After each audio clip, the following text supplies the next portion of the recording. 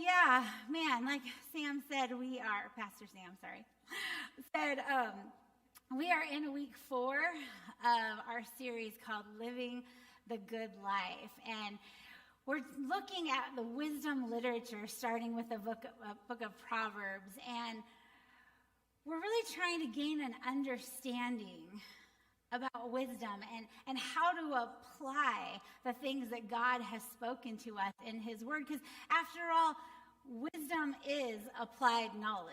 How many of you know you can know something, but if you don't have the wisdom to apply it, it's really not going to make any difference. So wisdom is really key to living the good life. And over the last few weeks, we've talked about some pretty fun topics like correction and anger. And today I get to continue the fun with everyone's favorite topic, pride. So I love this comic. It says, have you figured out what special talent God gave you to use for his purpose? I tried, but I'm good at everything. Nim, you need to be more humble. More humble? But humility is my best quality. The reality is we all deal with pride. All of humanity, from the beginning of time, even before the bite of that forbidden fruit, we have wanted things our way. We have wanted to try to get things the way that we wanted. Our desire was to put ourselves first and take what we want and insist on our rights and to depend on ourselves. Dallas Willard, he's an American philosopher and really known for his writings on Christian spiritual formation, says this about pride. It is the presumption that my desires should be fulfilled and that it is an injustice, a crying shame, and an injury if they are not. See, in the garden, pride said, I know what God said, but I want it anyway. Everything God has given me is good, but I want more. God doesn't want me to have this because he doesn't want me to be happy. I don't need to do it God's way. I can figure it out all by myself. Don't I deserve to be happy? Don't I have the right to learn from my own experiences? Proverbs 16:18 says, pride goes before destruction, a haughty spirit before a fall.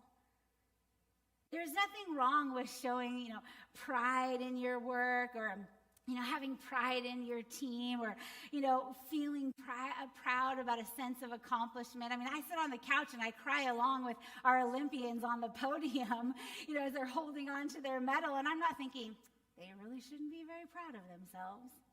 I mean, I go to the gym 3 times in a row and I half expect the national anthem to be playing when I walk out. I'm not joking. You think I'm joking, but I'm dead serious. I think it's okay to have that kind of pride, that sense of accomplishment or pride in an investment that we've made. Or man, some of you have faced some extraordinary hardships in life and you haven't quit. I think it's okay to have a sense of pride in that, but it's the other kind of pride. The unchecked pride, the unsurrendered pride that doesn't lead us to wisdom and will never lead us to living the good life. As a matter of fact, in Proverbs, wisdom is personified as a woman. And in chapter 8, verse 13, it says, wisdom says, I hate pride. I hate pride. So why does wisdom hate pride? It's because of this, and this is our main point for today. Pride hinders relationship. Proverbs 13:10, where there is strife, there is pride. Pride always leads to a problem in relationship. Always. Pride hinders relationship. But before we go into that, we need to define what pride is. So when you came in, you should have found a little gold coin on your seat. So everyone pick it up, show me. Everyone has a coin. If you have an empty seat next to you, maybe you're going to need maybe take 2 coins. I don't know. We're going to see. But like this coin, pride has 2 sides. Side 1 is arrogance. It's the having or revealing an exaggerated sense of one's own importance and abilities. We're all familiar with this person. You know, the person that knows it all and is better at everything. And I think it's easy for us to understand why this causes problems in relationships. You know, they're always talking about themselves and they think they're better than everybody else. They won't take advice from anyone, doesn't care what other people think. But there's another side to this same coin, which is insecurity. Not confident or assured, uncertain and anxious. And this person is always talking about themselves. This person thinks the worst or thinks they're worse than everybody else, won't ask for advice from anyone, and is excessively cares about what other people think of them. See, both sides of the coin are an exaggerated sense of self. It's an exaggerated focus on us, on who we are and what people think about us. One exaggerates how great you are, how smart you are, how popular, how wealthy, how independent, how good or how right. The other one exaggerates how terrible you are. I'm not smart enough. I'll never measure up. I'm always a burden. I don't really matter. I'm always a failure.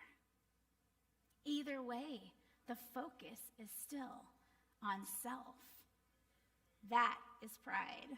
And pride hinders relationship. We see that in the opening story of Adam and Eve in Genesis 3:6. It says, when the woman saw that the fruit of the tree was good for food and pleasing to the eye, and also desirable for gaining wisdom, she took some and ate it. See, she wanted wisdom. She just wanted it on her own terms. Both sides of pride are seen in this. The arrogant side says, looks good to me. I can decide for myself. I know what I want. I know what's best for me. I know what I deserve. The insecure side says, am I missing out on something? Is God withholding something from me? Why can't I have it? Am I not good enough for that fruit? Proverbs 9:10 says, the fear of the Lord is the beginning of wisdom, and knowledge of the Holy One is understanding. She doesn't say, I know the Holy One. I know who God is, and I know that he is good. I know that he has withheld nothing from me, so that when he says I shouldn't do this, he probably knows best. He knows what's best for me. I know who he is. I know that he is God, and I know that I am not. And so I'm going to do what he has asked of me. No, she wasn't focused on who God was at all. She was focused on herself. It's not unlike the story of the prodigal son, or the lost son, as it's sometimes called. This is a familiar story, but I'd love it if you would turn with me to Luke chapter 15. Even if you think you have it memorized, even if you can, preach it yourself. Let's take a look at it this morning. I used to love this story. And yes, I said I used to love it. There's so much in this story to love, after all. I mean, we heard some of our students give testimonies of how impactful the story was for them at camp. I mean, what's better than, a son who loses his way and, in his pride and independence and arrogance, asks for his inheritance and leaves the father, and he goes and he squanders it on all kinds of living, and he winds up eating with the pigs and sleeping with the pigs, and, then one day he decides, I'm going to go home because this is not a good situation. And he says, if I can just go and maybe just get a tiny bit of mercy from my father. And then it says in verse 20, Luke 15, verse 20, but while he was still a long way off, his father saw him and was filled with compassion for him. And he ran to his son, threw his arms around him, and kissed his neck. The father runs to him and throws his arms around him and throws a huge party and celebrates him. I mean, what's more powerful than that? What a better picture of the heart of the Father to those who are lost than that. And I used to love this story. But see, that's not the part of the story that I have a problem with. My problem is with the other part of the story. Luke 15, verse 25 says, "Meanwhile, the older son or older daughter was in the field. When he came near the house, he heard music and dancing. So he called one of the servants and asked him what was going on. 'Your brother has come,' he replied, 'and your father has killed the fattened calf because he is back and safe and sound.' The older brother became angry and refused to go in. So his father went out and pleaded with him, but he answered his father, 'Look, all these years I have been slaving for you, never disobeyed your orders, yet you never gave me even a young goat so I could go and celebrate with my friends. But when the son of yours who has squandered your property with prostitutes comes home, you kill the fattened calf for him.' 'My son,' the father said, 'you are always with me, and everything I have is yours. But we had to celebrate and be glad because the brother of yours was dead and is alive again. He was lost and is found.' See, there is a lost younger brother who runs off and squanders his inheritance, and in his pride, he put himself first, and he broke relationship with the father. But there's an older brother who was always in the presence of the Father, but still chose to put himself first and broke relationship with the Father. But that's not even the part I have a problem with. Or actually, should I say the part that we have a problem with, because we're all in it together now. See, the part we have a problem with is that that's not the point of Jesus' story. Jesus wasn't telling this story to the group of quote-unquote sinners, hoping that they would be excited and want to come back. Jesus was talking to the religious people. He was responding to the fact that he is hanging out with and eating with the undesirables. And they're offended. They're appalled. How could he be eating with them? Eating was the sign of acceptance in that culture. How could he be accepting them, those people, when we have worked so diligently to be righteous? Jesus is telling a story about them. There are two brothers, and one of them is them. There are two brothers, and one of them is us today. See, pride hinders relationship. It hinders relationship first with God. Everything the Father had was accessible to both sons. The younger son's pride had him run off and squander it, but the oldest son's pride kept him out of the party. Verse 28, the older brother became angry and refused to go in. The father celebrates the younger brother, no questions asked. He welcomes him in. He puts a ring on his finger and a robe and sandals on his feet. And he doesn't say, "When you've proven yourself," or, "let's just wait and see how this goes." No, he immediately restores relationship. He immediately stores all the rights and privileges of sonship, of being a child. And the older brother is enraged. He doesn't even realize that the father went out to him and begged him to come in and be a part of what is going on. He was too focused on the injustice he felt was being done to him. Timothy Keller, he's a pastor and theologian and a Christian author. He wrote this book, The Prodigal God. Do not read this book. I'm not joking. Do not read this book unless you are ready for all 10 of your religious toes to be stepped on repeatedly. He says this about the older brother: it is not his sin that creates the barrier between him and his father.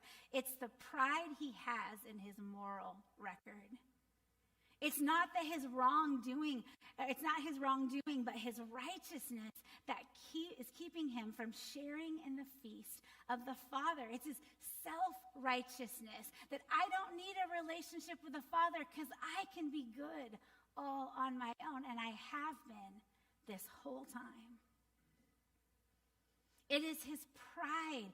He didn't care about being in right relationship. He just cared about being right. What is God inviting you into? Is it more time with him? Is it to step out in faith and trust him in a situation? What is he inviting you into, and are you missing it? Because you've been focused on what it is that you want and you think you need and you think you might deserve, or all that you are already doing? Are you missing the invitation of the Father? What is your focus? Is it being in right relationship, or is it being right? Number 2, pride hinders relationship with others. The older son's pride wouldn't allow him to celebrate his own brother. He was dead for all they knew, and now he is here alive again, and he can't celebrate because he was angry. Verse 29 says, all these years I've been slaving for you and never disobeyed your orders, yet you never gave me even a young goat so I could celebrate with my friends. But this son of yours, he can't even call him brother, this son of yours, who has squandered your property with prostitutes, has come home, and you killed the fattened calf for him. He had done everything right. If anyone deserved to be celebrated, it was him. He would never have done anything like his brother, this son of yours.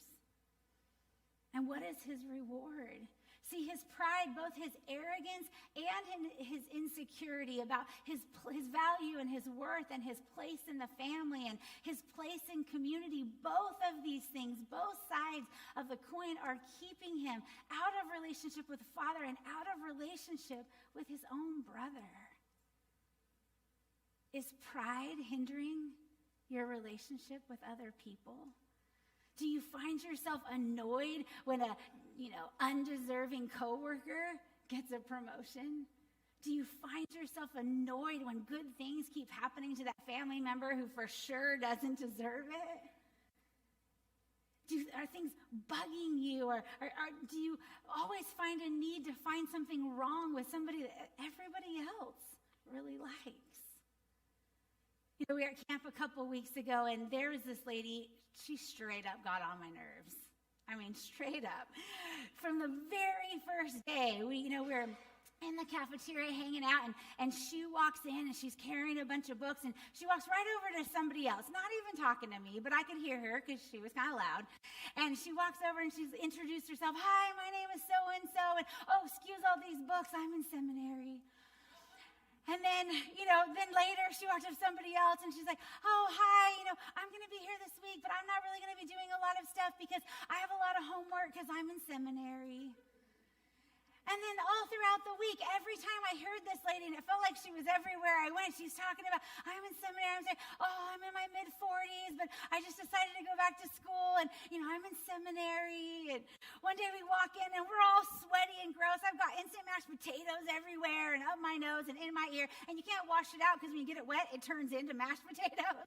And so we're gross, and we walk in, and she's got books spread all over this table, and somebody's walking past her, not even heading to her table, and she's like, oh, excuse me, I'm in seminary. And I'm like, what is this lady's deal? Doesn't she know I'm the loudmouth middle-aged woman in seminary? You don't see me walking around telling everybody I have homework covered in instant mashed potatoes. But I was so annoyed. And then the second to the last morning, one of the YWAM students gets up and she's introducing this morning speaker who's going to give her testimony, and she's talking about, happened to be her English teacher, and she was so excited to have her here and just so excited to be able to watch what God is doing in this lady's life. So she introduces her, and sure enough, it's this lady, and I'm like, oh, man. So she gets up, and within just a couple minutes of her testimony, I begin to weep as she tells us about the abuse she experienced as a child, the abuse she experienced later in her teen years, the sexual assault she experienced as an adult, the cancer, the terrible family situation, the horrendous things after another in her life. And then she tells us that she's desperate and alone, searching for any sort of meaning, any sort of significance. And then finally, just 3 years earlier, she found Jesus. And she gave her life to Jesus. And so, of course, she's in seminary walking around telling everybody about it. She has the opportunity to learn about the God who loves her, the God who radically rescued her, the God who is healing her more and more every day. Of course, she's telling everyone she knows about it. What's my problem? Now, yeah, maybe at some point somebody should come along, a mentor or a friend, and say, hey, maybe you should let other people get in a word edgewise. Or maybe you shouldn't always talk about yourself. Maybe that is the right thing eventually, but not today. Today she's celebrating having been lost, and now she's found. Today she's celebrating the fact that she was dead, and now she's alive. I got home from camp, and I had a homework assignment due in seminary. And we were supposed to reflect on the week. How have we applied all of these, kinds of leadership that we've been learning about? And I couldn't do it. I couldn't write it. So instead, I posted this. Sometimes I'm a jerk. That was the title to my class of my assignment.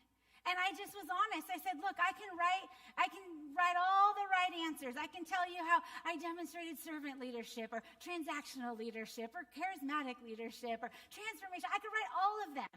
And I can give you good examples of how I did them right. But in my rightness this week, I was so wrong. It's not my place to decide what she needs to learn and when she needs to learn it.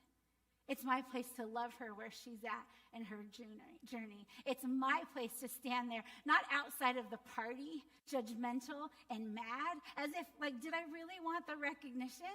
Probably. It's not my job to stand outside the party and judge, because what happens is not only is she missing out and I'm missing out on a relationship with her, I'm missing out on a relationship with the Father. What would have happened if I had gone up to her the very first day and said, hey, I'm in seminary too. Man, it's rough, right? Dude, you should buy books online. It's way easier than carrying them all around. We could have had a relationship. We could have had connection. But in my pride, I just was annoyed. Because pride hinders relationship. And third, pride hinders relationship with ourselves. We all deal with pride. But like I said in the beginning, it's the unsurrendered pride that really gets us. And what it does is it skews our view of ourselves, our understanding of who we are. Pride hinders our ability to see ourselves as we really are. Arrogance is this exaggerated sense of self, and it leads us to think that we're better than we are, that we're invincible in some ways, that we can handle the consequences. We can take this risk because, after all, we're pretty good at managing things. We don't need to ask for help. We don't need to ask for advice. We think we're better than others. Now, we might never admit it, but we sure think our sin is a lot less bad.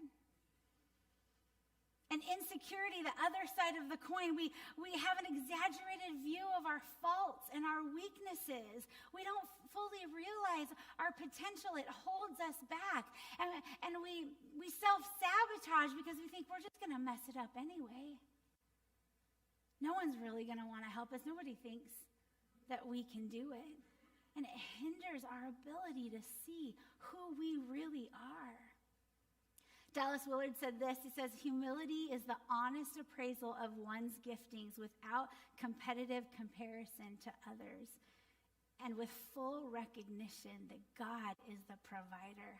Everything we have, everything we are, anything we've managed to learn has been by his grace. He has provided that opportunity for us to learn. Pride hinders relationship, and there's only one remedy for both sides of this coin, and that's both sides of the cross. See, on one side of the cross, there's me, a dirty, rotten sinner. I have nothing to offer. Everything I do is never going to measure up. It doesn't matter how right I am, how perfect I try to be, how many times I accomplish things. There is nothing I can do to gain any good standing. Nothing. I have no ability to save myself. It doesn't matter how hard I try. I am completely undeserving of the grace of God. That's one side of the cross. But on the other side of the cross is this amazing, loving God who says, you can't do it, but I will do it for you. You can't do anything, but I can do everything. I will give my son. I will give his life just so I can have relationship with you. And when I understand both sides, then I can begin to see myself more clearly. I can begin to see other people more clearly. When pride hinders relationship with God, the cross heals it. Pride hinders relationship, the cross heals relationship. You now have full access to all the rights of a son and daughter. Full access. You are co-heirs with Jesus. When your pride messed up, Jesus healed. What your pride is holding you back from, Jesus has already made provision for, to heal and to restore. Where pride hinders relationship with others, the cross heals it. When I recognize the reality of how truly undeserving I am and how I'm not capable of doing anything good enough to earn his love, but he gives it to me anyways, then I can learn to love others. I can learn to see, yeah, they've got some things to work on, but man, God loves them. God moved heaven and earth so he could love them, so he could show them the fullness of his love. When I can look at other people that way in light of the cross, then I don't feel the need for them to owe me anything. Timothy Keller said it is impossible to forgive someone if you feel superior to him or her. Both sides of the cross remind me that I'm not superior to anyone. But no one's superior to me either. The cross levels the playing field. Not one of us deserves his love and his grace, but every one of us has access to it through the cross. When all we are focused on is the two sides of this coin, it's all about me, or everything's my fault, then we can't enter into relationship with others or with God. We lose sight of the fact that it's all about him in the first place. It was never about us. It was all about him. And we hold on so tight because we're trying to manage our behaviors, both good and bad.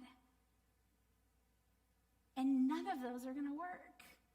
The only thing that works is accepting his love and his forgiveness. Trying to earn our place will never do it. And he never asked us to. He never asked you to try to earn your place. He just asked you to accept the place he has already designated for you, which is the highest position of sonship and daughtership. Co-heirs with Christ. That is what he has offered you. We did nothing to earn it. All we have to do is receive it. And today, he wants us to receive it in an extra measure. There may be a relationship that you need to mend. Somebody you need to let off the hook. Maybe you've been saving receipts, kind of tallying up what they owe you. They don't owe you. Maybe you need to let yourself off the hook. Maybe you need to stop keeping yourself out of the party. Stop focusing on what you've done or what you haven't been able to do. And hear the voice of the Lord inviting you in. The only remedy for both sides of the coin is both sides of the cross. But you have to be willing to lay it down. You can't keep holding on to it.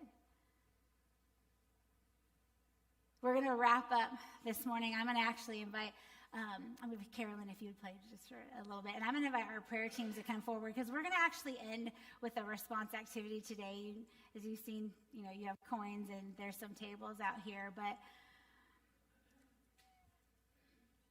we've got tables out here and there's little crosses on them, little crosses that look like this. And I started off by saying we all have to deal with pride. And so I'm going to end by saying we all need to respond. Because in some form or another, we're holding on to self. Whether it is we don't want God to speak to those places of pain or hurt or rejection or insecurity, or we don't think we need to take advice from other people because we know what's best for us. Either way, it's pride.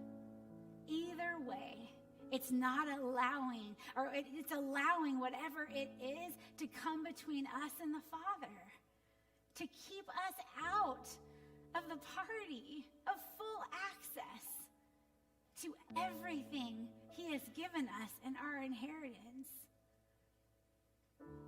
So I'd like our prayer teams to go ahead and come forward now and get ready, because, as God walked through the garden, he knew where Adam and Eve were, but he called to them to come out of hiding.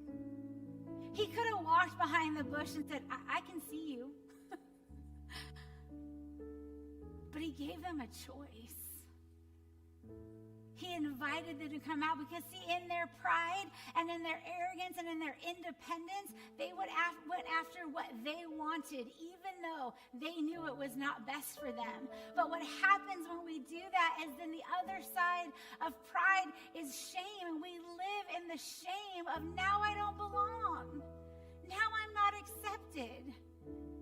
Now I can never go back. Father's never going to accept me.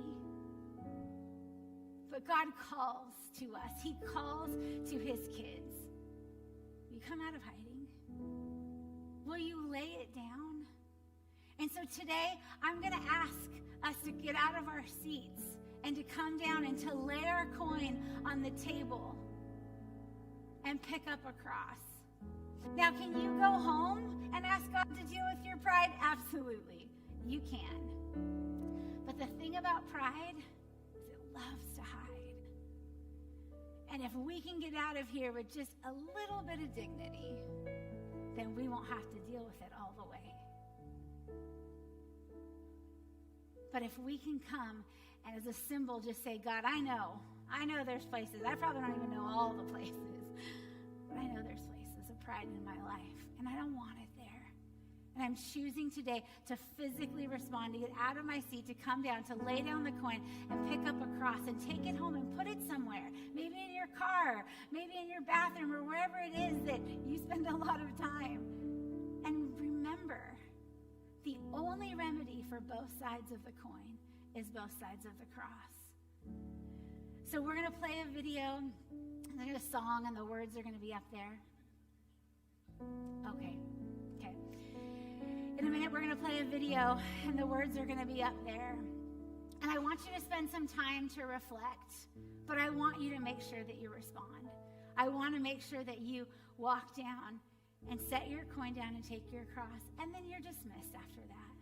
You don't have to stay, but I invite you that if something is stirring in your heart, if you feel like maybe God's pointing out something, we'd love for you to come and spend some time with prayer. If there's anything that you need prayer for, whether it's physical or mental or emotional, spiritual, we'd love to partner with you. But don't leave today holding on to your pride. It will only hinder relationship. But before we play the video, I'd like for every head to bow and every eye to be closed. I recognize that there's another big decision that needs to be made. See, I said there's two sons, and both have full access to everything that the Father has, but that only comes through Jesus. And so maybe you're here today and you have not yet said yes to the love of Jesus. Today is your day. Today is your day to say yes to the invitation of the Father to come into your rightful place as a son or a daughter of the Most High God. And so before we take a moment to respond to our pride, I just want to give an invitation. I just want to make sure that if you want to say yes to the love of Jesus, or if you want to say, hey, I'm coming home today, I've stepped away, but I want to be back in the Father's embrace, then I want to give a chance to say. So I'm going to look around the room. If that's you today, if you want to say yes to the love of Jesus, if you want to make a decision for him today, I just want you to look up at me. I'm going to look around the room. If you don't get my attention, make sure you raise your hand. If that's the decision you're making today, just slip up your hand. Anybody here today?